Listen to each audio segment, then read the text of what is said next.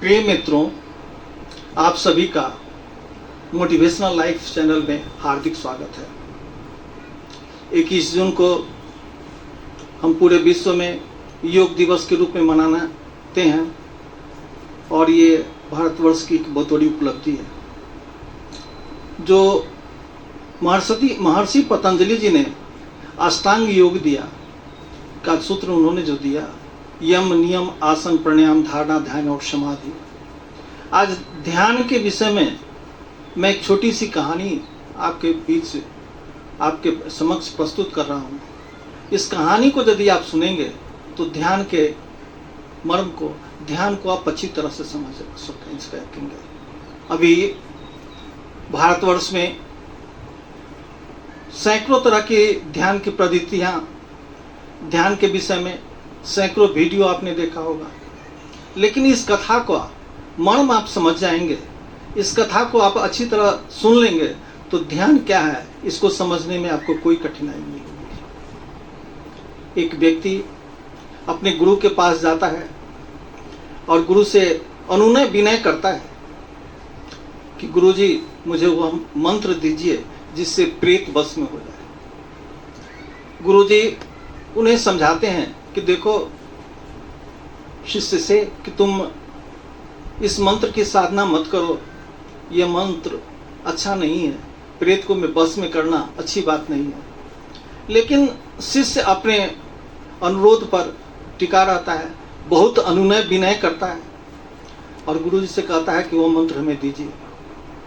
हार कर गुरुजी शिष्य को वो मंत्र देते हैं। जब मंत्र को वो शिष्य से आता है तो वो प्रेत सामने में उपस्थित होता है। कहता, आका आप जो भी आज्ञा देंगे सबका मैं पालन करूंगा, लेकिन एक शर्त है मेरी, जब आप खाली छोड़ेंगे तो मैं आपके मांस को नोच के खाऊंगा। शिष्य इसे स्वीकार करता है और वो अपनी इच्छाओं को पूर्ति करने के लिए प्रेत को आज्ञा देता है कि मेरे सामने तुम एक महल तैयार कर दो।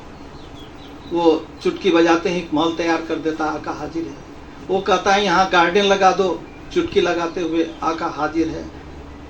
5-7 दिनों तक तो जो भी इच्छाएं वह व्यक्त करता है वो आका उसको वो तुरंत वो प्रेत उसको पूरा करता है। मित्रों, इच्छाओं का तो अनंत है। जब इच्छाएं, अब ये कोई काम ऐसा कहता है जिसको लगता है कि इसे 2-4 दिन लगेंगे करने में, वो तो क्षणों में पूरी कर देता है। इसके पास अब कोई काम नहीं है जो इसको बताए। कहता है मैं तुम्हारा मांस नोच के खाऊंगा, तुम या तो मुझे काम दो या नहीं तो फिर हम मांस नोच के खाऊंगा। मित्रों, वह शिष्य फिर अपने गुरु के पास जाता है, उनको चरण को पकड़ता है कि आप इस प्रेत से मुझे बचाइए। गुरु कहते हैं कि मैंने पहले तुम्हें बताया था कि प्रेत को बस में नहीं करो, ये अच्छी बात नहीं है।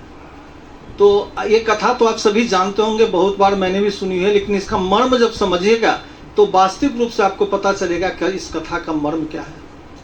गुरुजी कहते हैं कि तुम आंगन में एक बांस का पेड़ लगा दो और जब काम हो तो काम, और नहीं तो उस पर प्रेत को कहो चढ़ते रहे उतरते रहे। ऐसा ही वो शिष्य करता है।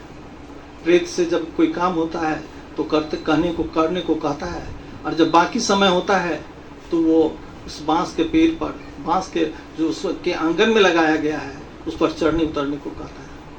मित्रों, ये कथा तो आपको लगती हो कि साधारण सी है। यह प्रेत कोई नहीं, आपका मन है। वह व्यक्ति, हर व्यक्तियों का इच्छाओं का, जो कहते हैं इच्छा अनंत होती है, वो पूर्ति में लगा रहता है। तो कभी हमें ये चाहिए, कभी वो चाहिए, इच्छाओं का तो अंत नहीं होता है। तो ध्यान, जब आप देखेंगे कि आदमी के मन में 40 से 60 हजार विचार आते हैं तो कैसे वो ध्यानस्थ हो सकता है। चाहे आप कोई भी विधा को अपनाइए, मन को हमें एकाग्र करना है। जो हमारे अंदर अनेक विचार, जो सार्थक निरर्थक जो हमारे दिन भर आते हैं, उसको एकाग्र करना है। तो उसके लिए एक ही उपाय है, कुछ बांस। ये बांस कुछ नहीं, ये आपका श्वसन तंत्र है, ये आपकी आती जाती सांसें हैं, ये रेस्पिरेटरी ट्री है जिस पर आप अपने मन को लाइए। जब भी कहीं ध्यान अन्यत्र जाता है तो आप अपनी सांस की गति पर, आती जाती सांसों पर ध्यान लगाइए, तो आप एकाग्रचित हो जाइएगा। कबीर साहब ने भी इसे कहा कि जैसे उड़ जहाज के पक्षी फिर जहाज पे आवे, जैसे आपका मन फिर भाग के जाएगा। लेकिन मान लीजिए समुद्र में एक जहाज जा रही है, उस पर पक्षी है, तो दौड़ के वो उड़ के कहाँ जाएगी?